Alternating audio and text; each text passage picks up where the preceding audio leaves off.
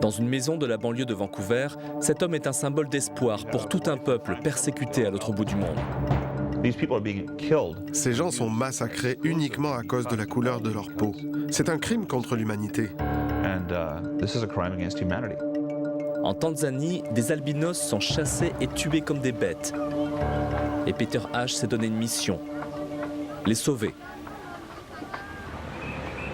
Montréal dans les années 60. Peter H. est un enfant albinos. Il fait partie d'une minorité. Les albinos sont seulement 500 au Canada. J'ai dû faire face à beaucoup de défis en grandissant. On se moquait de moi, on m'insultait, on m'intimidait. Aux réactions des autres enfants s'ajoutent les contraintes physiques. Comme beaucoup d'albinos, Peter est très sensible au soleil et presque aveugle. Mais il a une détermination sans borne. J'ai obtenu un diplôme de premier cycle en théologie, une maîtrise en psychologie. J'ai été pasteur pendant 10 ans et depuis une dizaine d'années, je suis entrepreneur. J'ai créé mon entreprise et elle est maintenant mondiale. À 43 ans, Peter H. a déjà fait fortune. Il n'a plus rien à prouver et il est loin de cet enfant dont tout le monde se moquait à l'école. Mais il est resté très sensible à la détresse des autres. Au hasard de ses recherches, début 2008, il entend parler d'étranges massacres d'albinos dans le nord de la Tanzanie. J'ai lu l'article et je me suis dit, il faut que je m'informe. C'est mon peuple. Mon peuple est chassé, mon peuple est tué. Je ne suis pas africain, je ne suis pas tanzanien, mais j'ai le même code génétique que ces gens. Si j'étais né en Tanzanie, ma vie serait en danger. Peter H. remue ciel et terre pour essayer d'aider les albinos tanzaniens. Sa détermination impressionne son député local, Mark Warawa, qui rapidement s'implique dans le dossier. J'étais horrifié d'entendre ce qui se passe et j'ai écrit une lettre que Peter H. a présentée à l'ambassadeur canadien en Tanzanie pour demander un rapport sur ce qui se passe.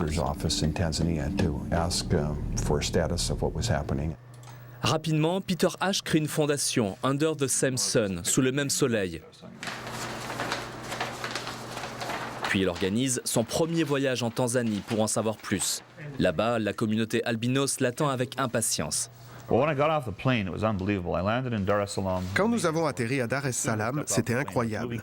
Il y avait des caméras de télévision, la presse locale était là, les députés. C'était vraiment un accueil chaleureux. La communauté albinos était seule. Personne n'était jamais venu les voir. Depuis début 2007, près de 60 albinos tanzaniens ont été massacrés. D'autres ont été amputés vivants. Peter H. et ses collègues vont sur les lieux des crimes et ce qu'ils entendent est difficile à supporter. C'était horrible, complètement horrible. Je pense qu'on était tous choqués. Dans le nord de la Tanzanie, certains sorciers ont récemment lancé une chasse aux albinos, persuadés qu'ils ont des pouvoirs magiques. Ils paient des tueurs pour aller chercher des membres d'albinos, mains, bras, jambes, et les utilisent pour faire des potions qui soi-disant portent chance. On a interrogé 2 mères dont les enfants ont été massacrés, démembrés vivants, les bras et les jambes coupés devant elles, massacrés parce qu'ils étaient albinos. They attacked Vumilia with a machete. They slashed the machete on the head, and so the blood was just oozing out. That's how it happened.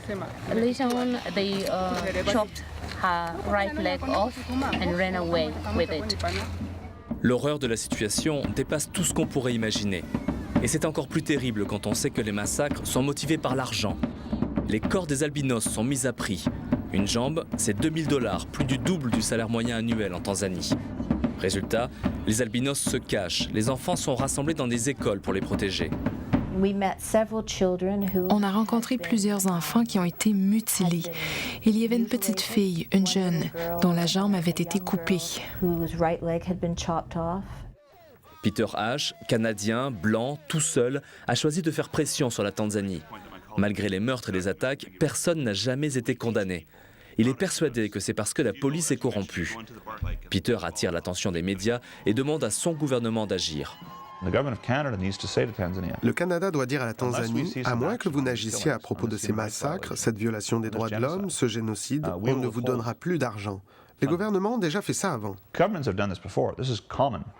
Peter Ash devient incontournable. Lors d'un deuxième voyage en Tanzanie en avril 2009, il est accueilli par le vice-président et le Premier ministre qui lui offrent leur appui.